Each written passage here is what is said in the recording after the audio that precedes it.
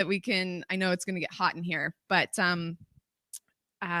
we'll get started with introductions. So my name's Brittany Smith. I'm from Astronomer. I'm based here in Toronto, and really excited to, meet everyone who's using Airflow, especially here in Toronto.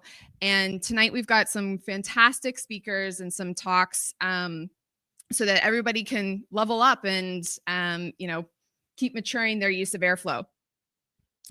So tonight we're gonna, like I said, have a few talks, and we'll adjust this a little bit because I know that we only have a break slotted at 7:05. But like I said, I know the room's hot. So first off, we're going to hear from Alex, who's going to give a great talk about contending with complex DAG code bases. And then we're going to hear from Miko with a really interesting talk about harmonizing music rights at scale and using Airflow for ownership of resolution and fair royalties. And then our very own Constance Martineau from Astronomer is going to talk about unlocking the future of data orchestration and the brand new features that are coming out with Airflow 3. So with that, I'll let Alex come up to the stage and get started on the first talk.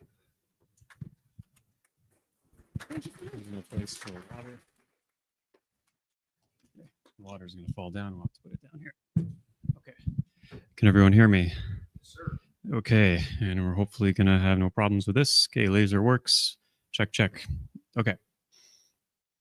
So hello, everyone. Good evening. My name is Alex. I've been an Airflow user since about 2018, version 1.6. I've been working on projects across the financial services and manufacturing sectors. I like to think of what I've been doing for most of my career as essentially data plumbing. I recently inquired about membership in the local plumbers union. They complained about something about water not being the same thing as data and that my apprenticeship was not up to their standards. So still working on that. And before I start, I just want to thank the organizers of this event for giving me the opportunity to speak to you. And I look forward to a fun and informative evening. So as I think the standing room nature of this room suggests, Airflow has seen widespread adoption and interest only seems to grow with time. And this is also true in large we'll call them traditional organizations. This has happened in one of two ways that I've seen. Primarily, you've got greenfield projects. This could be some new capability. And, since the, I would say, mid to late 2010s, when open source became established as a very well, perfectly acceptable way of doing things, even in the most traditional organizations, this was a relatively easy argument to make. A little bit more interesting are the migrations from various legacy systems. This could be driven by any number of factors, including a desire to reduce vendor costs, increase flexibility, provide a more modern, interesting developer experience for developers at these organizations. But this can result in a number of feature set gaps or functionality gaps that need to be addressed. And a lot of projects are floating around out there that have a kind of legacy overhang of what version of Airflow, was in had been released at the time that this ship had been jumped onto. So I think the idea of DAGs being Python code and configuration as code is such a firmly rooted idea in the Airflow ecosystem. It's easy to forget that this is kind of was a relatively new concept at the time that Airflow was released.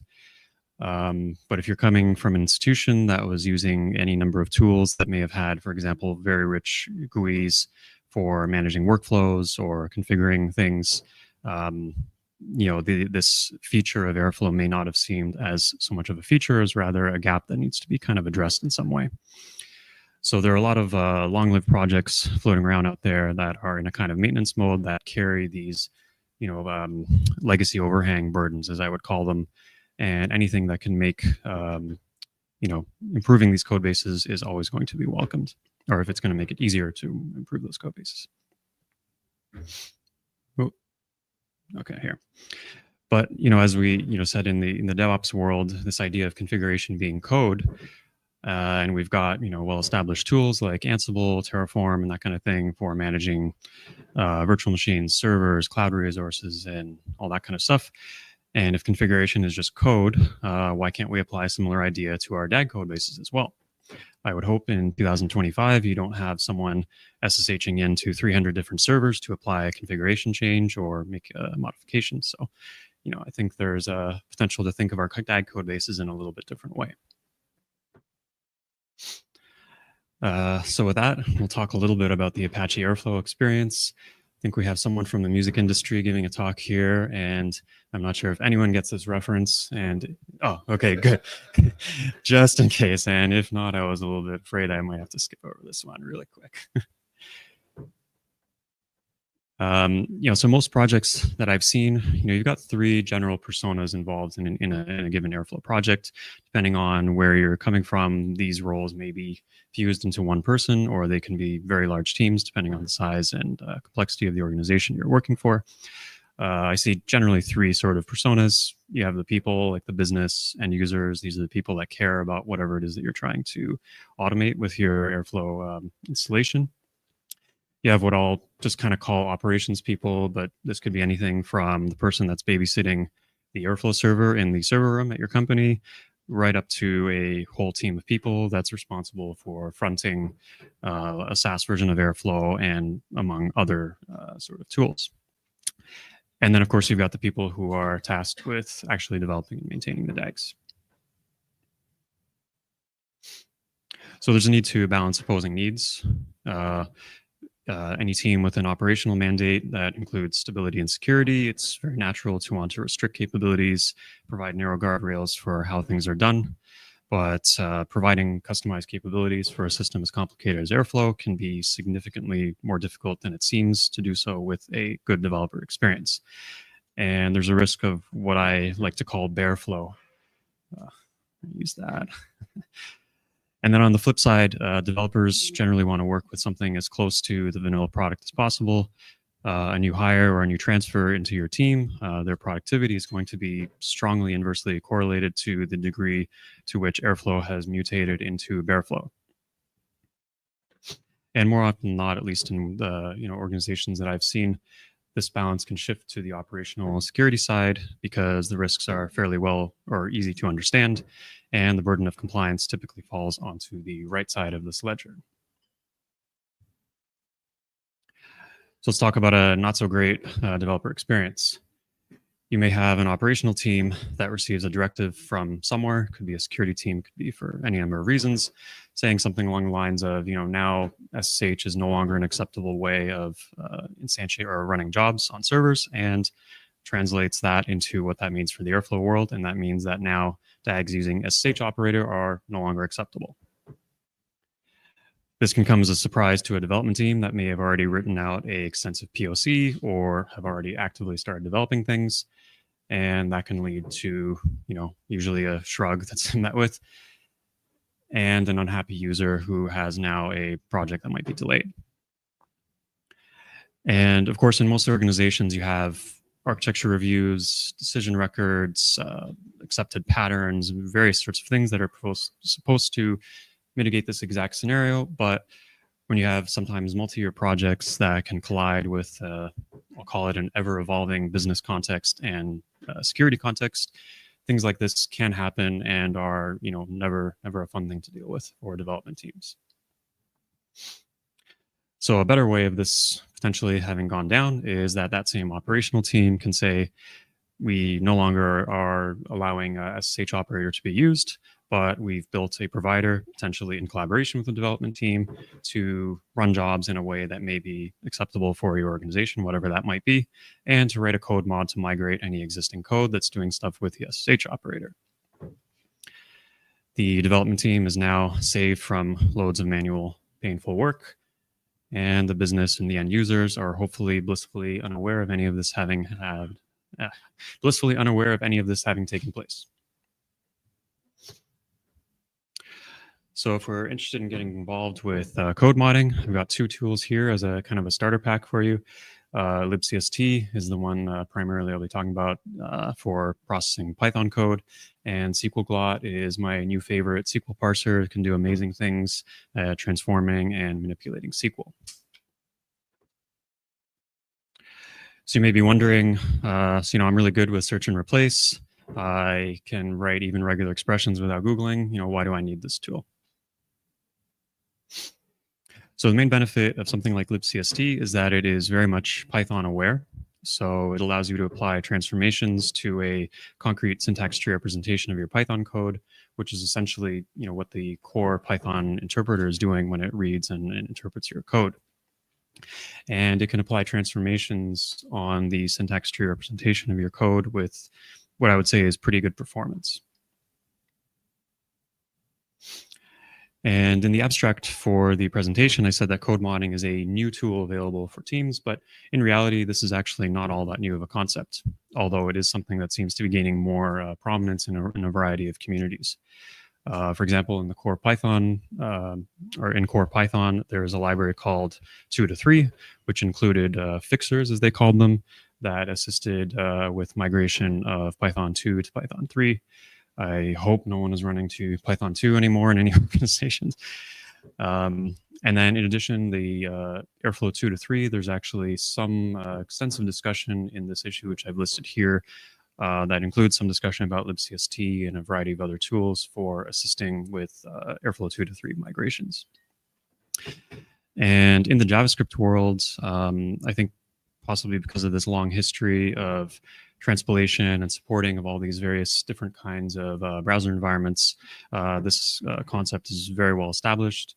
For example, in the Angular world, you've got what they call schematics, which allow for migration of or automatic refactors for deprecated features, migrating to new capabilities, and that kind of thing.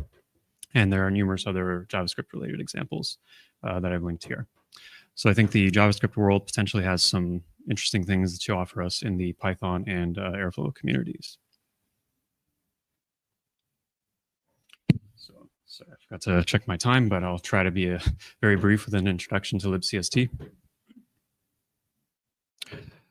So let's say we have these two little snippets of Python code. Essentially what libcst provides you is a convenient way of working with the concrete syntax tree representation of your code. So for example, here we've got this statement, k plus 1 equals I. The equal sign will be represented as this assign node, and then you have a target, which could be one of many, and some right side, which in our case is a binary operation, k plus 1. Hope I'm not giving anyone sort of flashbacks to computer science classes and thinking, well, when am I ever going to read a concrete syntax tree? But here we are. And then similarly here, we have, let's say, this function foobar42. This would then be a call node type. So this call, or foo, corresponds to a call. This can be a function invocation, method, or even a class invocation. So one of the nice capabilities of libcst is it provides what are called visitor-based transformations. So for example, let's say we have this function foobar in our codebase somewhere, and we want to make a change to it. So we have this tree, like the previous slide, and libcst provides us kind of like a listener that we can attach to different node types. So we can add a little listener here.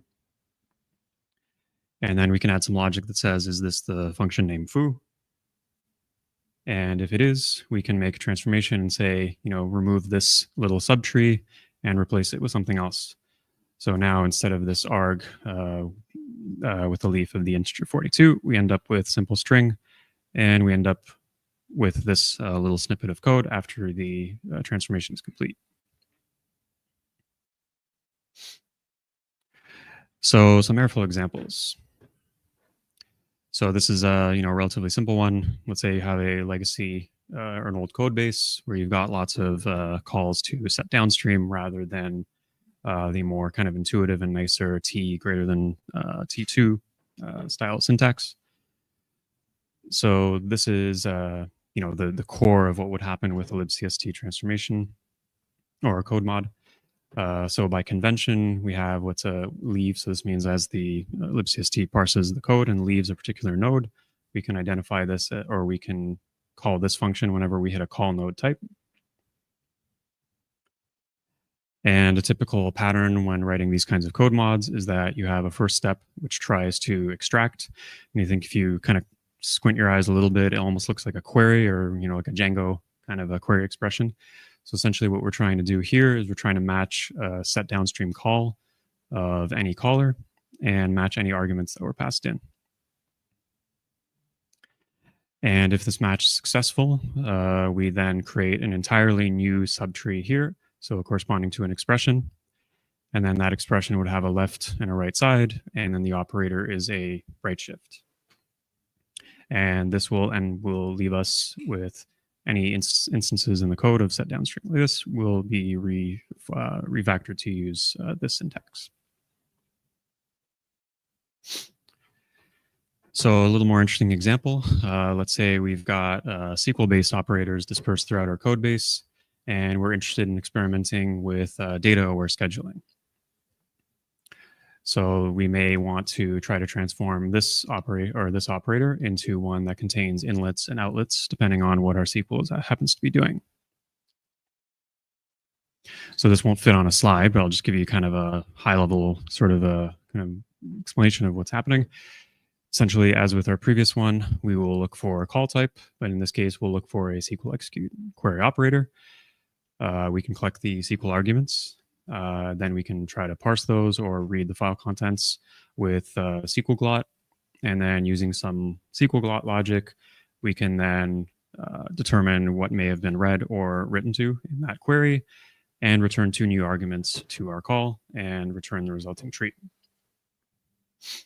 So I've got a small repo that I've pushed up. So if anyone wants to play with these examples, because I'm not sure if I want to take the chance of trying to take this laptop out and demoing, but these are all available to play with online afterwards. And there are lots of other possibilities. I leave these up to your imagination or to whatever necessity kind of throws your way. So a natural question that may be popping up in some of your minds is, well, okay, what about AI or large language models? And I think the short answer is yes, definitely. These are usable for a lot of the use cases described here. Even for very awkward SQL or rare or not so common dialects, I think LLMs may even do a better job than some of the best available SQL parsers like SQLglot, which happens to be my favorite at the moment. I would just raise sort of 2 notes of caution, however. Time check. Okay. I think I'm okay. First is kind of, I think, fairly obvious with cost. I mean, if you just look at the artifacts that libcst and SQLglot has, we're talking about something that will easily package and run on a 10-year-old Raspberry Pi. The latest DeepSeek model, for example, is definitely not going to run on a Raspberry Pi. And not so much hallucinations, but for me at least, non-determinism is the problem that I kind of find when trying to do stuff with LLMs. Although I'm far from being an AI expert. You may pass in some very quirky SQL into your LLM, and you get a great human readable answer. Trying to get the LLM to cooperate with you and give you a consistent answer that you can use programmatically may be a little bit more challenging. And I imagine that's why prompt engineering is such a big thing nowadays. But all that said, I think that some smaller models that I've experimented with can do a pretty decent job without breaking the bank or your computer fan. For example, just played around with 5.4, for example, seems to do a relatively good job with SQL parsing tasks and is only 9 gigabytes in size. And if anyone is not familiar with Ollama, I highly recommend this as a kind of like a Docker for LLMs type of tool. Makes it very easy to experiment with various models and to give you a very visceral sort of feeling for how costly it is to operate these things. If you watch your computer fan, nearly catch fire trying to produce one character, in a response from the LLM, it's easier to understand how costly these things really are to operate. But of course, LLMs may or may not be available for you to use within your organization just yet. So SQLglot, libcst are the tools that we have available on hand.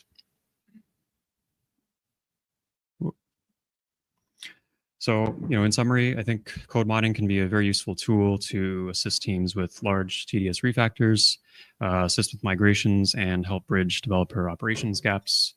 As I mentioned, I've got some example code to accompany this presentation here, which you can play around with. And I thank you all for your attention.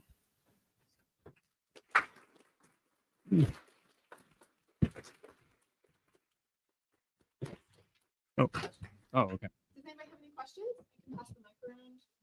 So. Okay. Can I just pass that down to the Thank you. My question is about code modding. You offered up several different options to assist in migrations. I'm curious why you prioritize or you think that code modding is the best option, at least from your experience. Yeah, I think it's a good question. Maybe I should have addressed this more explicitly. I think if you have, let's say, 10 DAGs and they're 200 lines each, maybe writing the overhead of writing a code mod may be a little bit excessive. But in the kinds of projects sometimes I've been working on, you may have 300 DAGs and they may be 500 lines each, and they can be quite complicated, especially in, let's say, financial services type workflows. So when you start getting into that kind of thing, I think that trade-off can start to make sense, but I 100% agree. You shouldn't spend 2 days trying to figure out how to write a code mod if you can do a search replace or manually refactor. But, it's just a trade-off, I think. Any other questions? Well, thank you so much, Alex. Okay, thank you.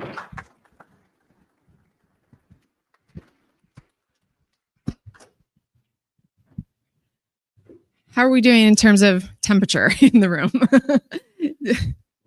Yeah. Good sign. Would we want to take a 5-minute break to get out of the room and then come back in? How about we do that, and we'll start again at 6:30. 7 minutes.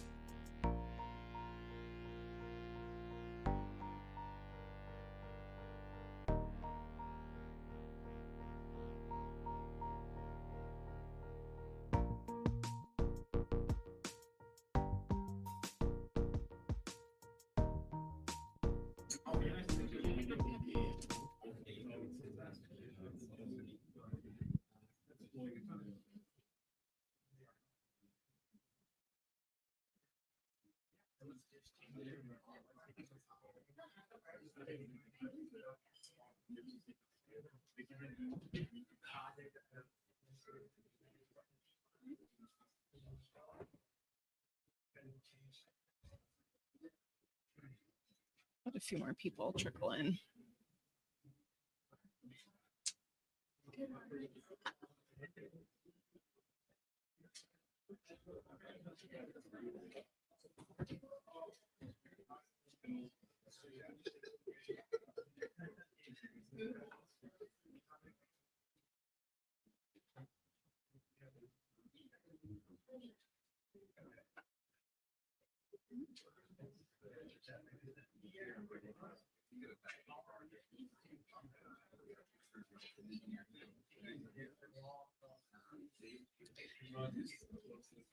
Okay, so we'll get started again in a second as everybody trickles back into the room.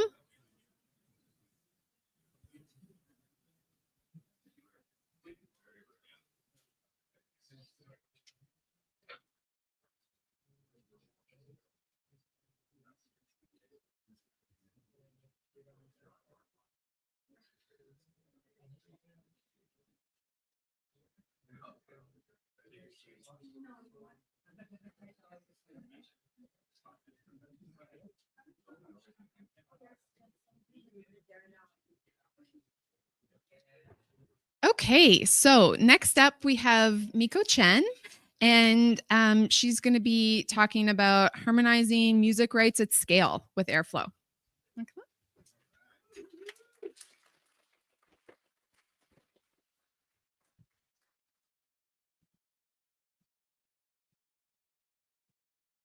Okay. Can you hear me? Okay. So hello everyone. It's great to be here at Airflow Summit. So tonight I'm going to talk about harmonizing music right at scale, and specifically how we create music group using Airflow for ownership resolution and fair royalties. So I'm Miko, and I'm so excited to share our journey with you. So a little bit about me. So I'm Miko. I'm the lead data engineer at Create Music Group. What really drive me and also bring me here is my passion about building a resilient data pipeline. And yes, my like many of you, I love Airflow to do that. And I also deeply passionate about bridging the gap between creative world of music and analytic world of data. And underpin of this is commitment to clean code, clear log, and predictable operations. And here's my LinkedIn, so feel free to hit me the message and feel free to connect. So today, here's the agenda and what we will be covering today. So I split and structure today's talk into two parts. The first part is about solving mill rewrite with Airflow. I will explain what mill rewrite is and why it is so hard to resolve. Then we will have a high-level walkthrough for our Airflow-driven solution and early wins result. The second part of it is scaling Airflow at Create, which we will talk about the hidden threat related to zombie attacks and the lesson learned we got from Airflow Summit, and we adopt it in our production environments. And last, I will hand over to my colleague, Eddie, to share about the impact and what is next. So let's go to the first part of the talk, is solving music right with Airflow. So before we talk, please, so let me give you some context about Create Music Group. So Create Music Group is a data-driven company. Our core mission is to empower our artists. To achieve that, we provide a range of services such as distribution and right management, handling royalty and publishing. We also provide marketing promotions. And all of that, we focus on sharing transparent data to our clients. And here is some statistics about our companies. And this is the recent acquired labels and companies that happened. So feel free to check out our official website to look into our news release. So let's jump into our topic, music rights. So music right is a type of copyrights, and why the ownership conflict happened is it happened often when we try to migrate our asset catalogs. And what it mean by migrating asset catalogs? For an artist, they may decide to let another new distributor to manage their own music assets catalog. And when that happens, they will sign a new contract and migrate everything to other places. And behind, it may seem simple, because it's like a metadata change. So probably update the API and update the metadata, change the distributor from old distributor to one distributor. But that is not the case. So within music industry, when catalog migration happen, we need to redistribute the entire assets. What that means is we have to re-upload all of it again by applying the new metadata to it. So this will result in multiple uploads, duplicate uploads, and multiple claims. And these multiple claims can result and lead to lead disputes, which will causing frozen royalty and also misroute our streaming counts to other distributor, which causing some confusion for our clients. So to explain the hidden complexities of the music right issues, I would like to use this iceberg analogy to share with to explain. So first, above the surface, everything may look right. Tracks are live on DSP, which short for digital service provider, such as Spotify, Apple Music, and all of the performance data, such as streaming count, they all flow into our data warehouse. So artists are expected to receive the correct and timely payout. However, behind the surface, it's quite complicated. So there is manual labor-intensive conflict resolutions, and also there is no single source of truth on who owns what. So it only rely on the distributor to figure out what assets catalog they own and manage, so that they can act on behalf of their clients.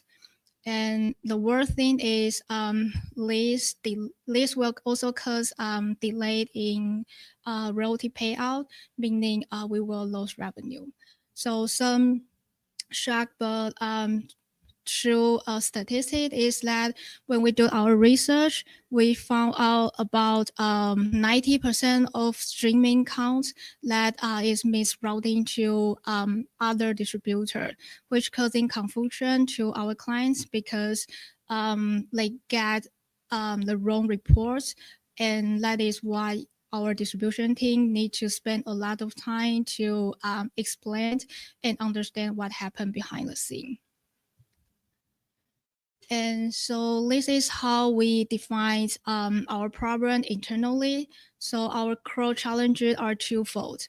The first is related to how we can resolve this lost revenue from ownership conflicts. And second is a huge operational drain from manual resolutions. So for our main role for our distribution teams, what they should really focus on is to continue help our clients to launch new music on different platforms. However, they spend tremendous time on dealing with ownership conflict issue, which causing the issues. And also there is a reality of music industry data. So first is related to inconsistent schedule. So each platform has its own schedule. So the report may provide on a daily basis, weekly, monthly, or even quarterly. And the second characteristic is related to pro data integrity.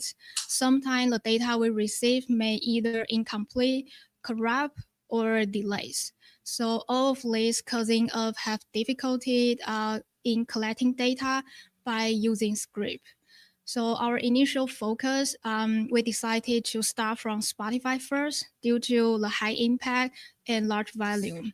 And our goal for this entire project is to reduce the manual work and speed up the conflict resolution. So why we decided to choose Airflow? So before we use script, and there is a delay, probably 3 or 4 days delay on our script. Mainly it is we want to wait for the data to ensure it is ready. And this creates some chaos. It's because it did not automatically retry if the data integrity have issue. So that made us to decided we should move all of our process to Airflow because Airflow have retry mechanism in place. So it is easy to use and we don't need to manually handle that. And also we can easily add another task to do data quality check so it can handle bad data for us. And the other thing is to move Airflow to the next level is if you can use Airflow to collect critical data, then combine all of this, it can really help our business to resolve the issue. So we reserve engineering Spotify metadata, and we figure out if we can collect additional data by using their public API, it can fill the internal data gap because we receive Spotify data on a daily basis. However, those data may not represent all of the information we should receive. The reason is the information may misrouted to other distributor and causing us unable to properly report it. And also, by using and combine all of this data, we can help our distribution team to identify those conflicts and act on it early. So this is the high-level Airflow deck diagram. So we start from using Spotify Enhanced API, which only provided to the distributors. And from that, it will provide your access catalog daily reports. We rely on that and then generate a list of artists that currently have contract with us. And from that, we use a list of artists to fetch their top 10 track and also the string count of this track. And all of this is deployed on a Cloud Run service. The reason we deploy on Cloud Run service mainly is we want to segregate this task so that it won't impact the resource of Airflow, and also we can isolate the environment for the worker itself. And all of our pipeline is deployed on Astronomer. The reason we are not using open source Airflow is because Astronomer can help us reduce a lot of infrastructure maintenance. So that is why all of this is deployed on Astronomer. And from that, we load the data to BigQuery and use Looker to connect with this data set to present insightful dashboard to our distribution team. So here it is the early wins for this hackathon project. So before the conflict detection is manually and knowledge based, meaning only certain of the member from the distribution team, they may have gut feeling about which track may went wrong. So they will spark chat of those tracks. But right now it's automatically. It's because we scan entire SS artists within our systems. And in terms of the time to identify, before it took about 2 to 3 weeks. Right now it reduced to less than a week to achieve this. And the coverage before the Spark chat, and right now the system and pipeline is run on daily basis, and it will help to monitor the top 10 streaming track of each artist. And for artist confidence, so before we do not have a proactive methodology for this. So right now we have Airflow pipeline to achieve that. So this became a proactive solution for us. So let's move on to the second part of this. So after this pipeline has been deployed and delivered for about 9 months or so, and it no longer be a cool side project, it became an impactful project. So we got a request from our distribution team. They want to expand the coverage. So right now it no longer be the top 10 track. We want to scan the entire SS catalog we have. So this hit to some issues. So we're starting to receive this kind of error message within our Slack channel. However, it didn't provide any clear clue on what went wrong. And the next day, the same thing or similar thing happened to another DAG. And a few days later, this happened to the third DAG. So what happened? So it turned out after we investigate the log, it turned out a lot of these are called zombie tags. So it will impact our downstream pipeline. So we're causing delays in pipeline execution. And what causing worse is all of these zombies starting to spread across to other DAG. So let's take a pause to take a look at what zombie test in Airflow is. So a zombie test is a tag start running, but it loses the communication with Airflow scheduler. So the actual process may still working on it, or it may dead or become unresponsive. So the common root cause of this kind of tasks is maybe the worker node was crashed or rebooting, or external termination by users or any other trigger alert, network issue, bad code or bug. But in our case, all of the tasks was killed by operational system due to out of memory. So fortunately, we were able to find the resource and the lesson we learned from the Airflow Summit on how to resolve that. And also there is a very cool and very informative talk that is hosted by Astronomer. It is a webinar called Deck Writing Best Practice. It also shares some insight on how you should apply some strategies to make your deck more stable and reliable. So the solution and strategy we have tried first is we try to robust our retry logic. So before some of our tags, not all of them have retry parameter be config. So right now we ensure that is all complete in all of our DAG and test, and also combined with retry delay and retry exponential backoff. This can give your resource some time to try to capture during its next run. And the second strategy we try to do is by concurrency tunings. So there are a lot of parameters available within Airflow that you can fine tune. So I will just name several of them that you can take a look and try it out. So the first one is parallelism. So it means the maxima tasks that you can run across entire DAGs. So this is more like the environmental labels parameters.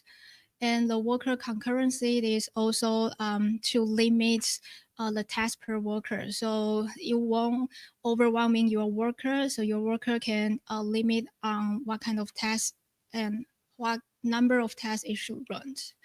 And the third one is on the DAG level. So you can specify maximum active tasks per DAG so that the DAG won't overloading. Because sometimes if a DAG that can trigger hundreds or thousands of tasks, it may overwhelming of the workers and causing other DAG unable to get the resource it needs. So by adding this parameter and setting this up, we can make sure other DAG have enough resource when they kick off. And the fourth one is related to maximum active run per DAG. This is useful when you are backfilling a DAG. So it will prevent the backfilling consuming the entire Airflow resource and causing the existing DAG run failed. The third one is related to smooth workload distribution. So when I investigate this issue, I found out that a lot of our DAG, their schedule interval is directly using daily parameter. And what this means is all of our pipeline will trigger at midnight UTC time. And this is the reason that it may causing the resource competition during the hours. So what I did is I look at the code and the dependency to reschedule it so that the workload can spread across hours. And the last lead is we also need to proactively monitor our workers' CPU and memory usage so that we can, based on that, to properly fine-tune or increase the worker size or worker type. So I will welcome Eddie, the Senior Director of Data Strategy from Create Music Group, to share the impact and what is next for this project.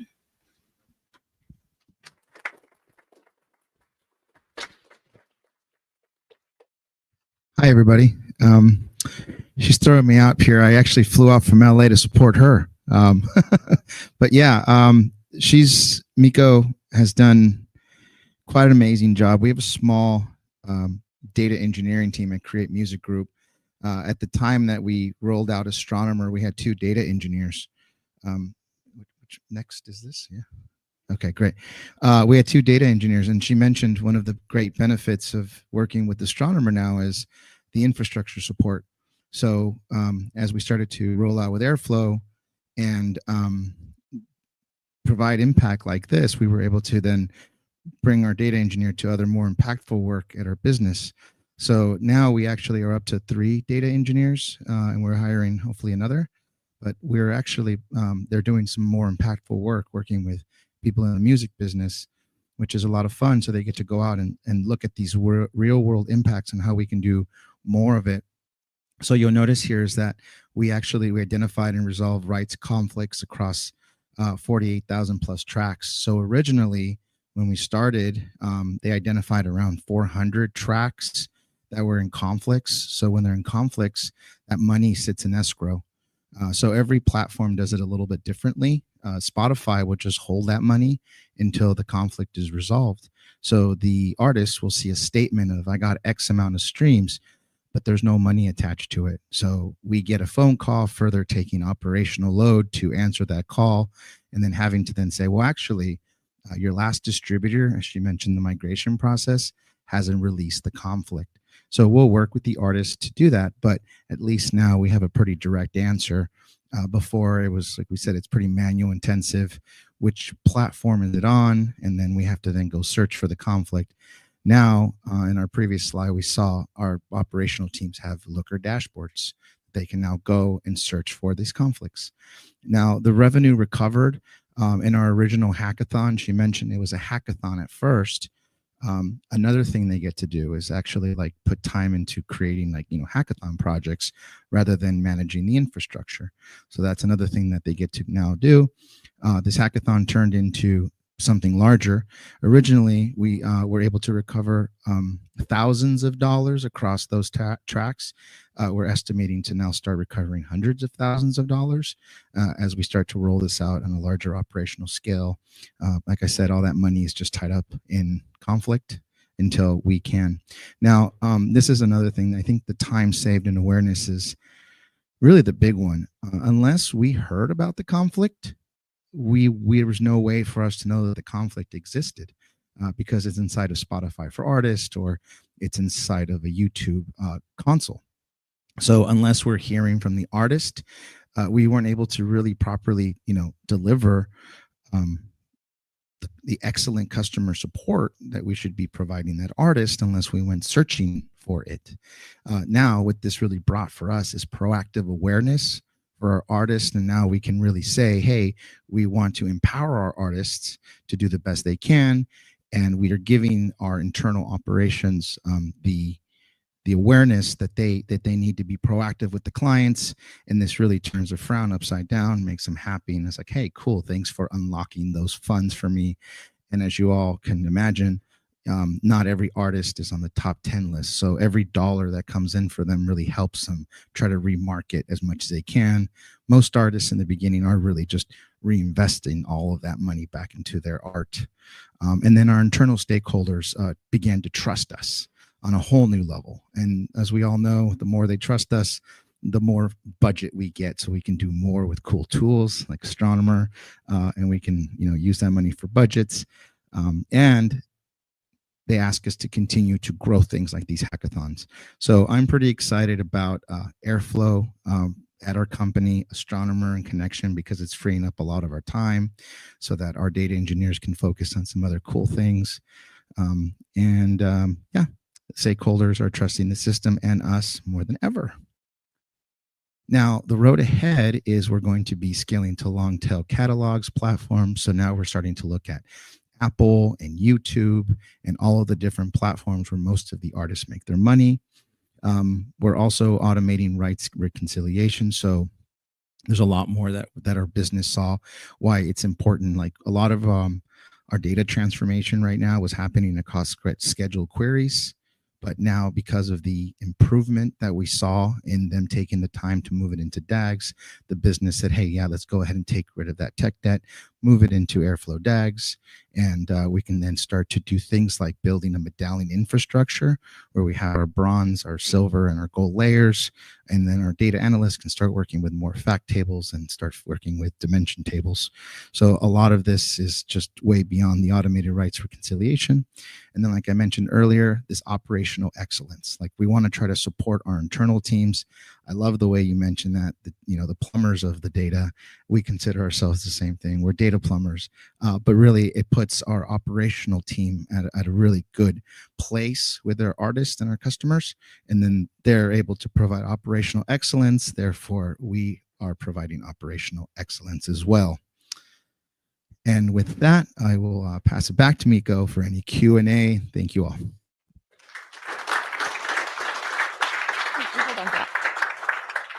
Are there any questions?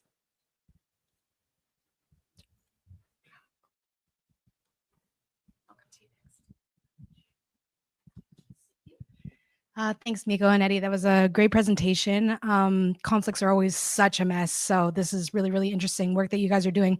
Quick question on what made you select 10 tracks as the number to bring down to check for the conflicts as opposed to the whole catalog? And my assumption is to keep data costs down, but was it driven by essentially maybe the size of the artist catalog?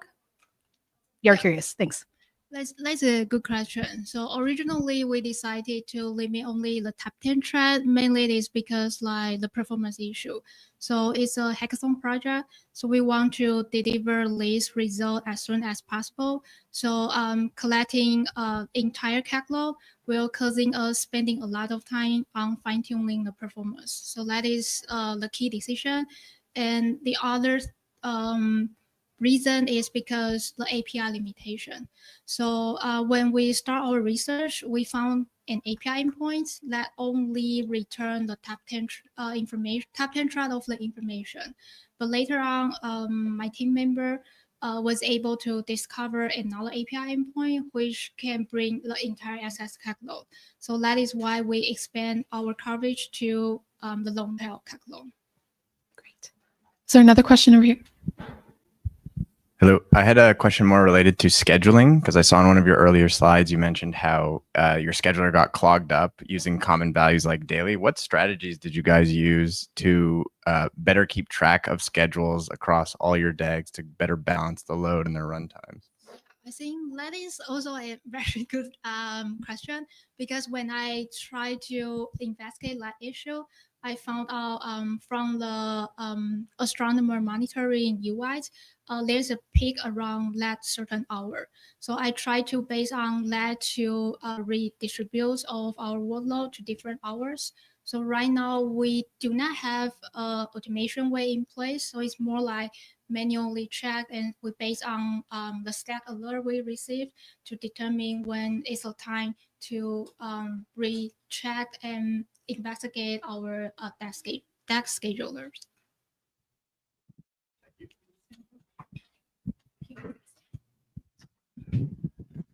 Yeah, I guess just a question on the scale of things. I think they said 40,000 tracks, and again, like scaling up, I've heard something to the effect of 65,000 songs a day are uploaded to Spotify of new content.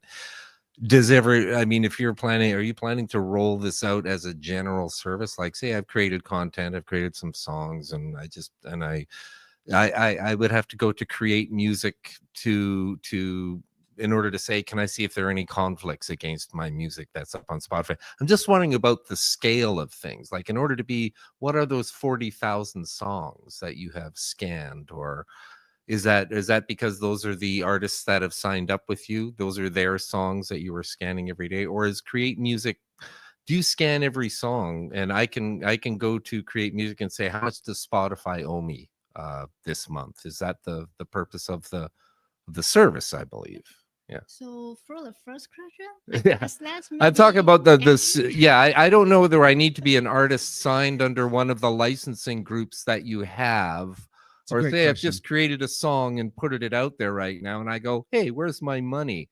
Can I go to Create Music and ask that question? If so, it's great, but it's massive scale.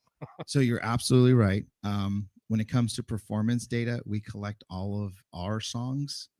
And so we are a label service. Now, you noticed in one of the presentation slides that Miko showed that we're acquiring different companies.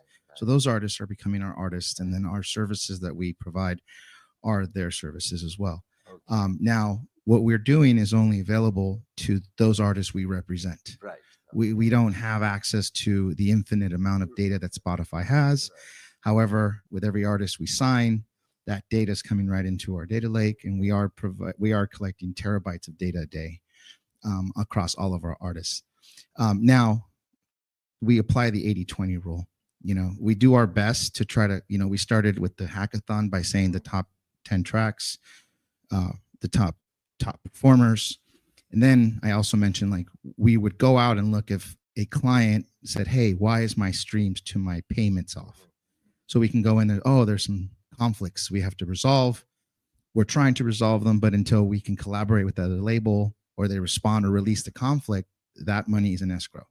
So there's a couple of caveats in there, right? Okay. But we are starting with those artists that we represent. That you represent. Now, on the flip side to that, we do that for YouTube. So we actually know if there is money in conflict for YouTube, and if you came to us, that is a different platform, and we can actually do that in YouTube. And we have, and actually that's how Create Music Group started. Create Music Group started by us going to content creators and saying, hey, not just musicians, but content creators, say, hey, did you know that there's money on the table? Would you like for us to go get it for you? And we can. And not many of them said no. Please don't go get that money. Not many of them said no. Me. Yeah. It's absolutely okay. right. Yeah. Great. So okay. So the second part, I'll pass to Miko. Yeah. So the second part is about the scale for our track. So I can't remember the exact number, but we scanned the entire catalog, probably close to hundreds of thousands or even more, depending on the migration process. It's because we're starting to acquire a lot of label company, and let's slowly to migrate the SS catalog to our system, and that's causing our solution need to scale as fast as possible. Thanks.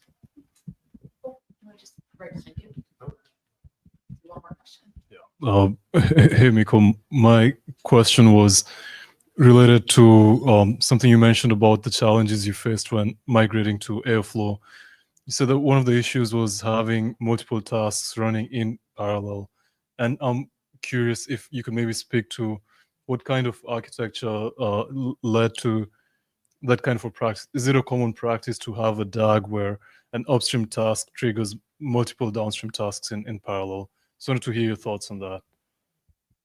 So yeah, I can give you some context based on my experience. So normally we won't trigger tremendous downstream tasks. It's because sometimes this may causing DAG management a little bit complicated. So we will intentionally, based on the business needs, such as Eddie mentioned, we slowly migrate a lot of critical SQL logic to Airflow. And for those, we definitely want to use event trigger to ensure when we receive the data of the downstream pipeline can run right away. And for certain part, we still maybe rely on time-based scheduling is because our clients or our internal operational team, they are tolerant to those tiny time delay. Great. Thank you so much, Miko.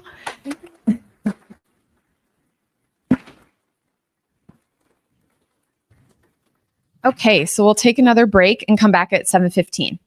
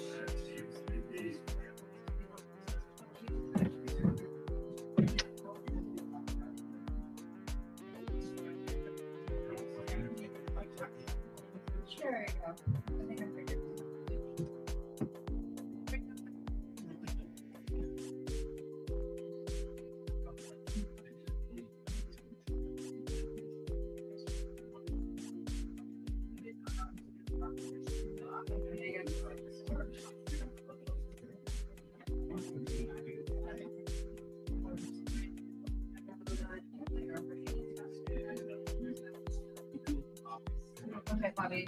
I mean, sort of. I'm like, I thought I did. Everyone's acting strange. I want my notes.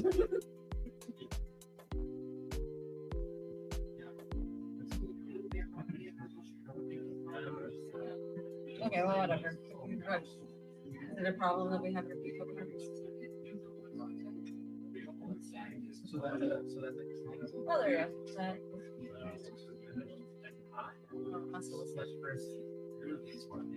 Okay, do you have a problem?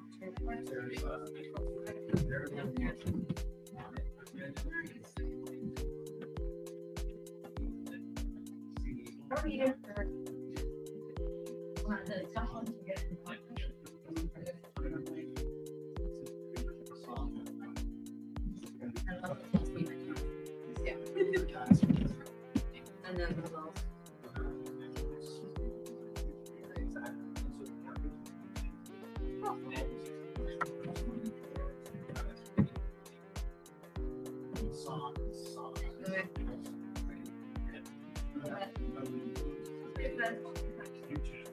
Sorry, I'm totally I'm like, the timer, the resume is just the timer.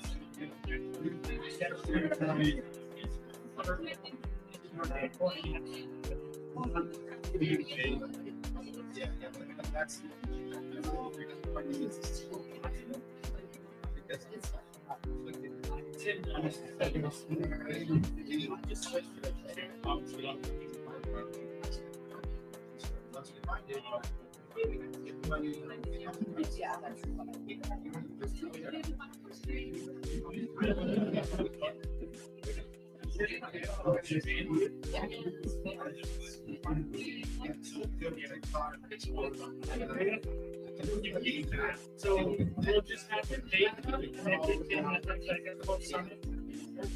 yeah, and then afterwards, that graphic, it actually got people scan for Okay. How should I put? when you get that onto your laptop. You can airdrop it to your laptop. Yeah. I'll do it while she's talking.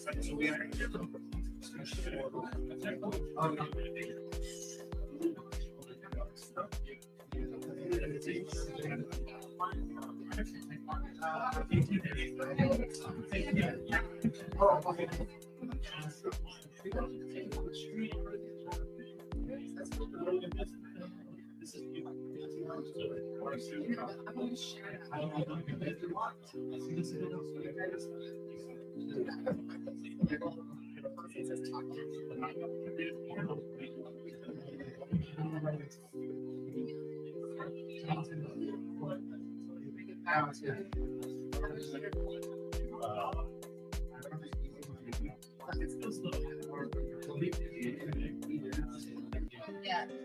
You'll have to reload it. So, you're doing it in the middle of it. Oh, but look at that. Yeah. I did that. I just finished talking about it. Yeah, I just tried that. Yeah. And then it doesn't it's already all the I don't want to stop it.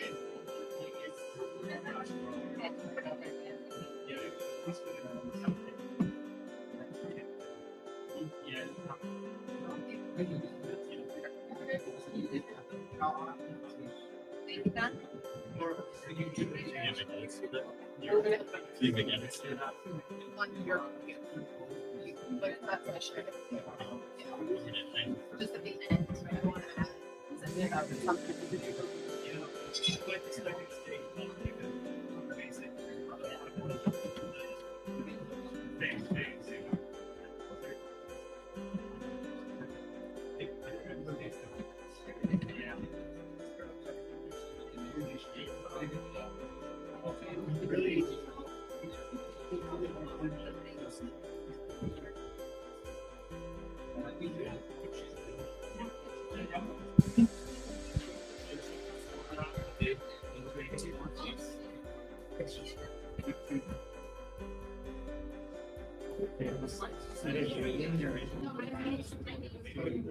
Is it?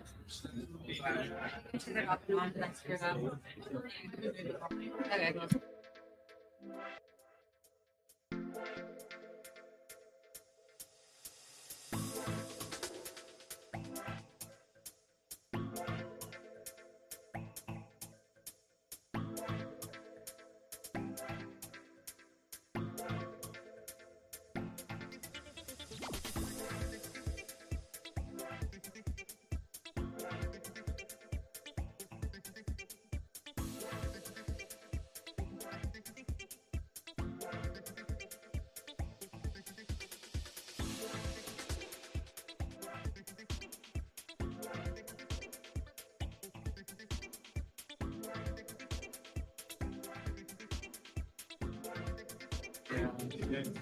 All right, hello.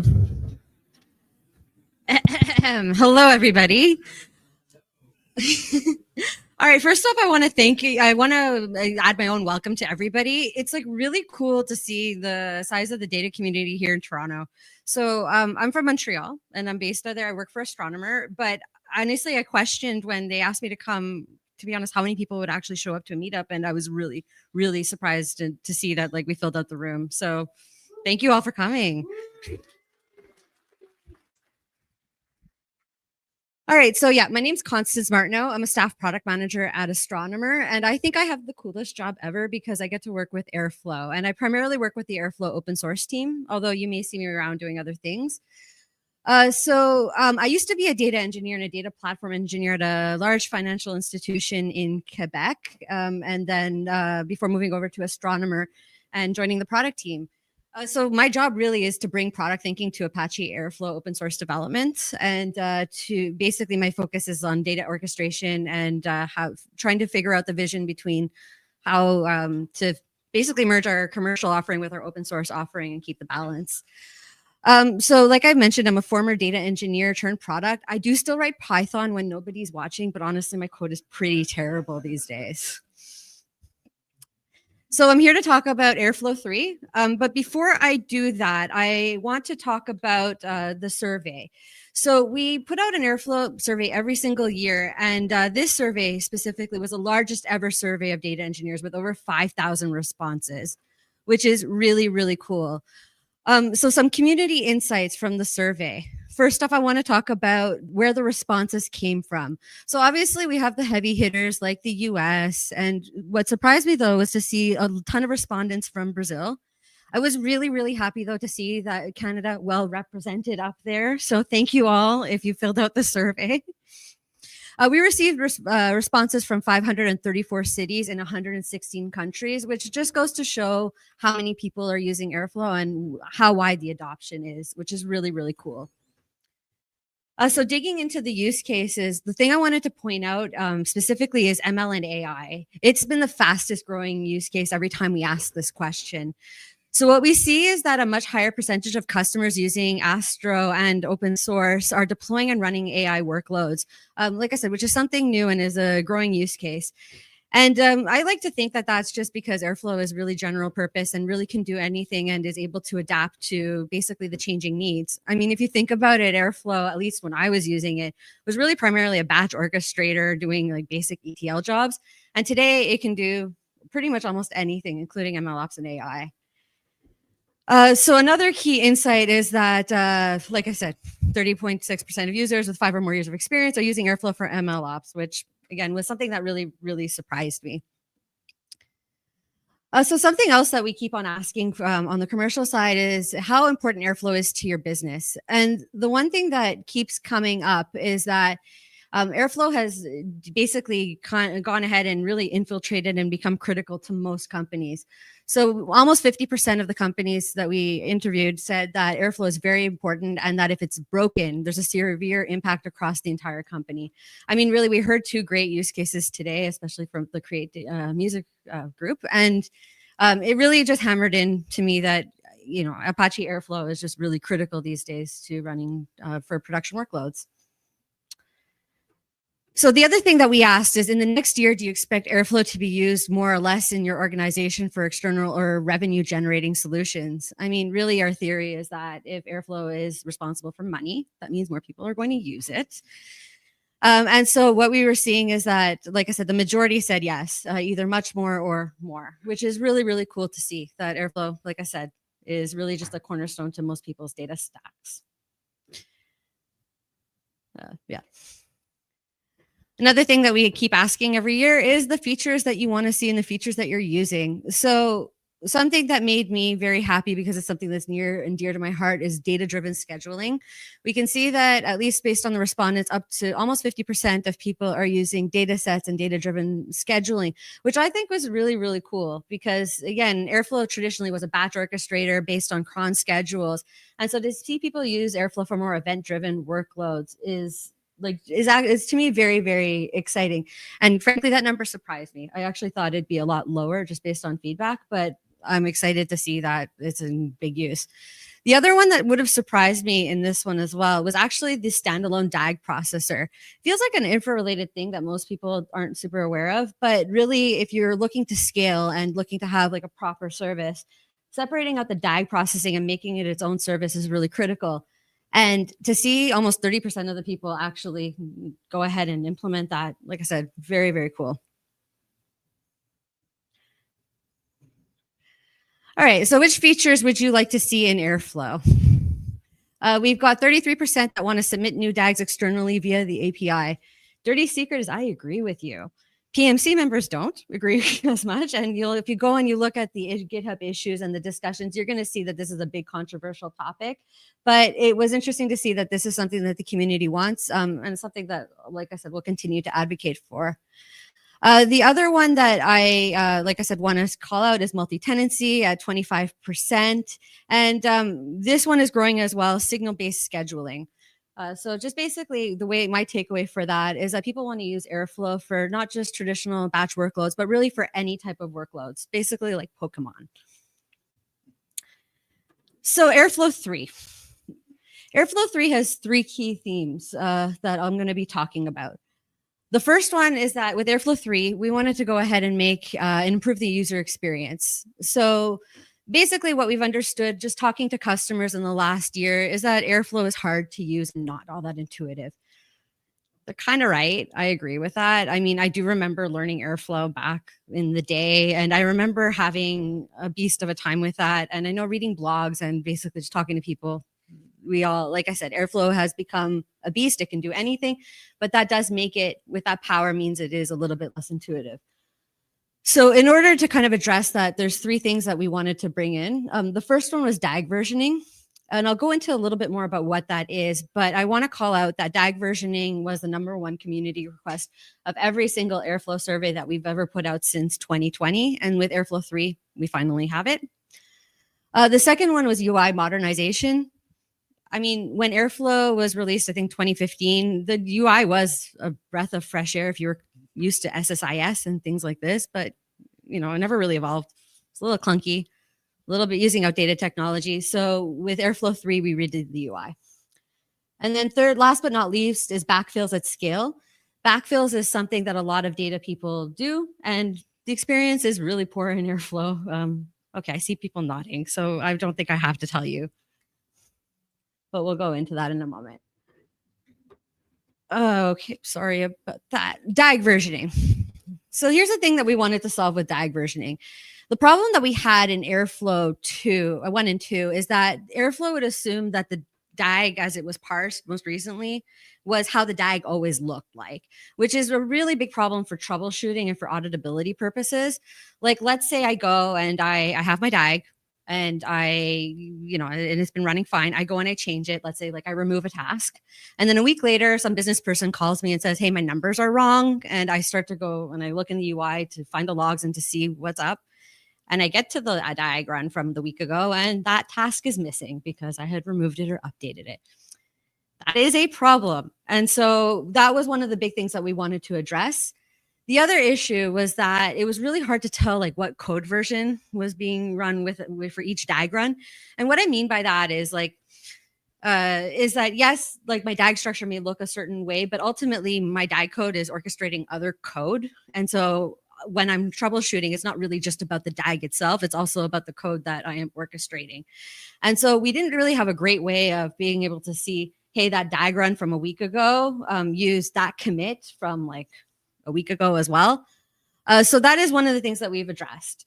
The key takeaways with DAG versioning is that we now have a mapping between the code that is executed, so let's say the commit, and the DAG run itself and the task. And the DAG structure that was run at that time will always be reflected properly, even if the DAG evolves.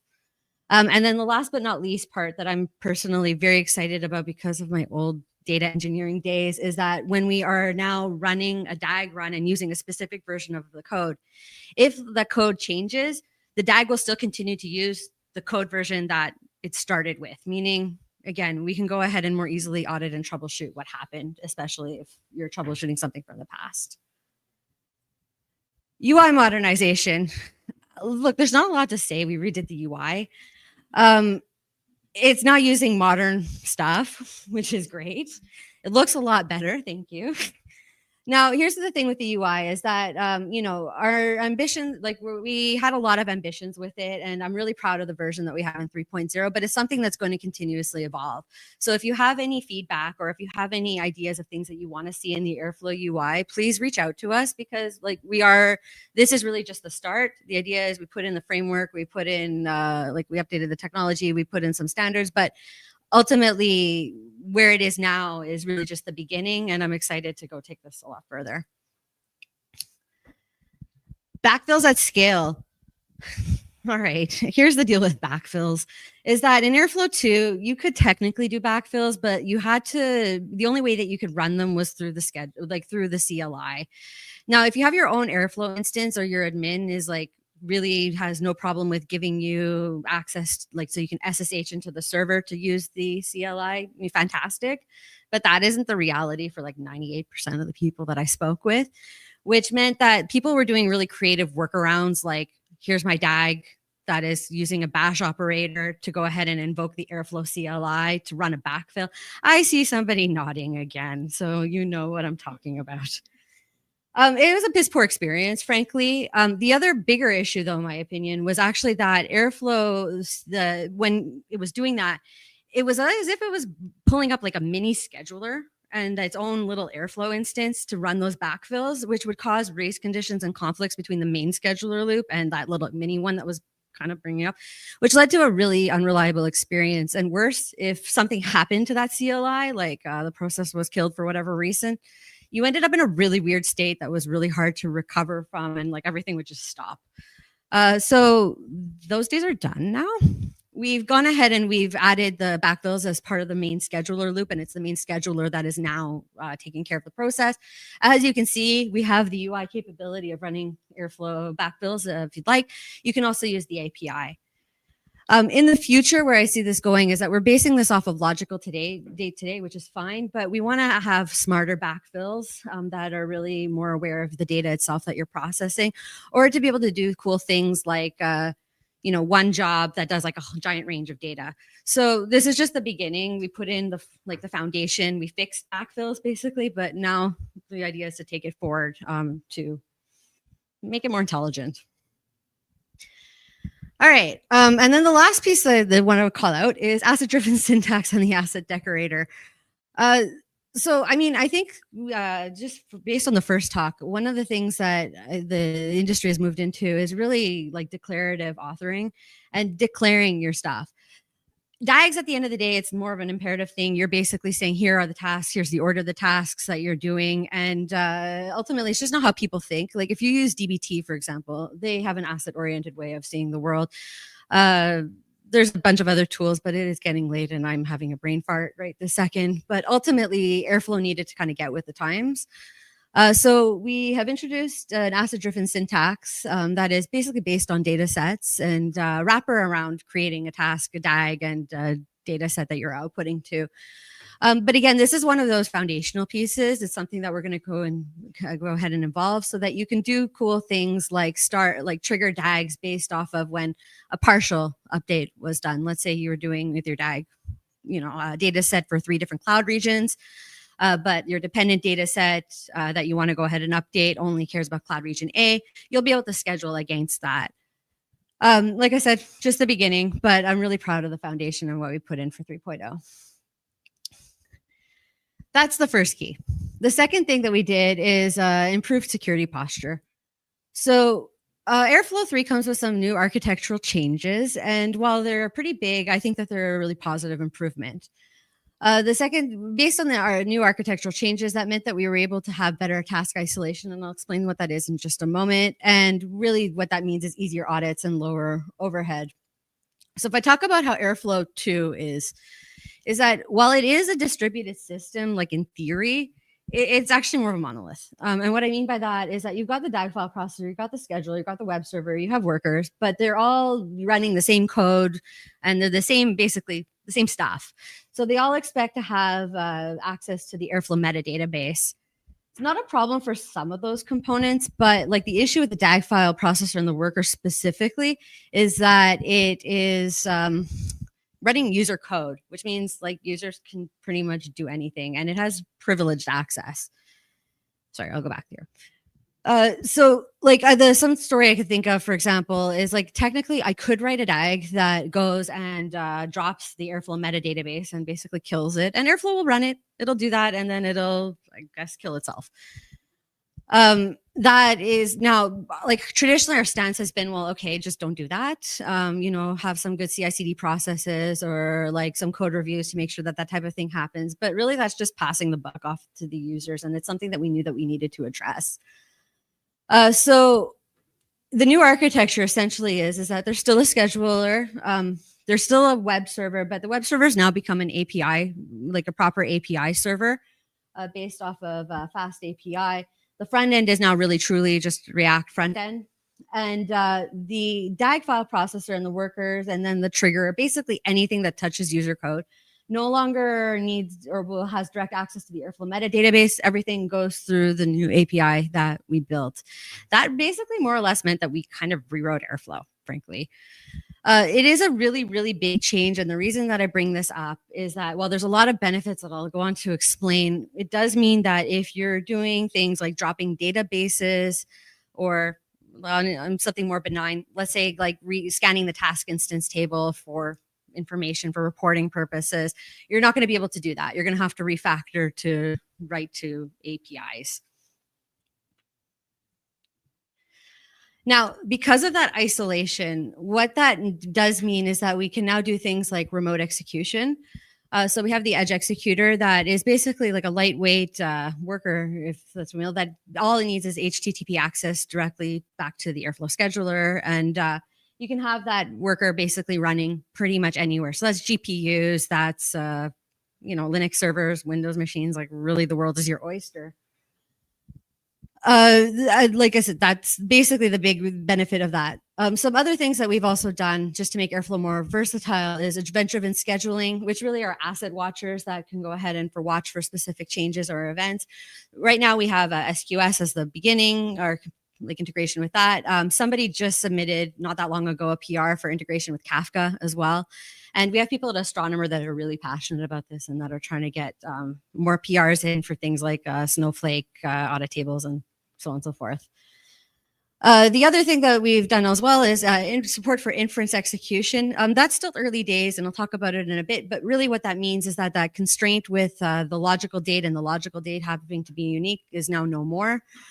So if you were doing things like writing, using the API to trigger a DAG and basically putting in second sleep commands to force the date to do that, you no longer have to do weird things. You can just trigger the DAG run and it'll run even if it's in quick succession. And then last but not least, run tasks in any language, which means that basically we are building out starting with a Golang SDK, and you can go ahead and write tasks in different languages. So starting with Golang, we're thinking of Java. Some people have asked for R, and so on and so forth. So I have my colleague Peter here as well, who maybe will want to give a bit of a shameless plug, as this is his baby. But on the Astro side, what we've done is we are launching with a remote execution agents, which is really like our own executor and our own workers that can run anywhere, like they can be installed in any different cluster and can be run remotely. If that's something that you're interested in, please go talk to Peter, who is right there. And last but not least, the one thing I want to say is that at this point in time, we're the only managed service with day zero support for Airflow 3.0. But though my good friends at Google and at AWS, I'm sure, are working very hard on this, not to call you out, Rajesh. And so hopefully that'll be coming soon so that everybody can go ahead and upgrade to the latest and greatest. Yeah, again, I work for Astronomer, so shameless plug for Astronomer, is that at this point in time, we are enterprise ready with since it was launched in the end of April. So that means that we have in place upgrades from 2.x to 3.0. We have remote execution agents. And as we mentioned, we've built our own proprietary executor as well that we can talk about on a different day. You could go ahead and try Airflow on Astro. There's trials and you can get started in less than 5 minutes.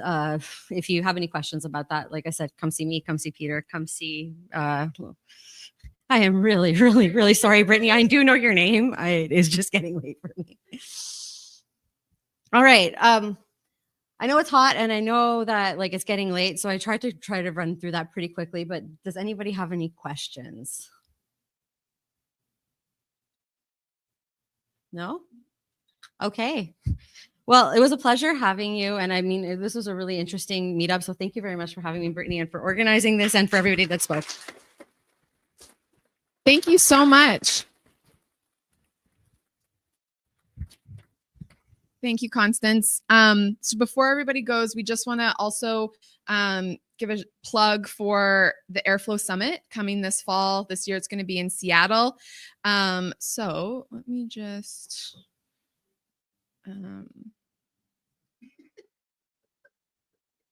Bobby, I might need your help.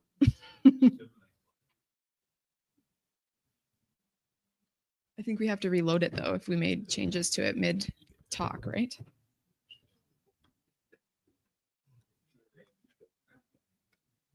You want to share this up there? Yeah.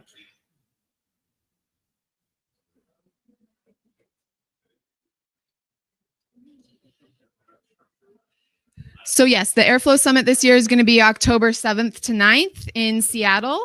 And then we also have a QR code for the early bird tickets that you can get as well too. So we'll put this up on the screen. Feel free to scan it as you walk out tonight, but we'd love to see you out in Seattle this fall. And I will make sure to cascade more information about any local Toronto events. And again, thank you so much for everyone coming out tonight. Such a great crowd, and enjoy the rest of your evening.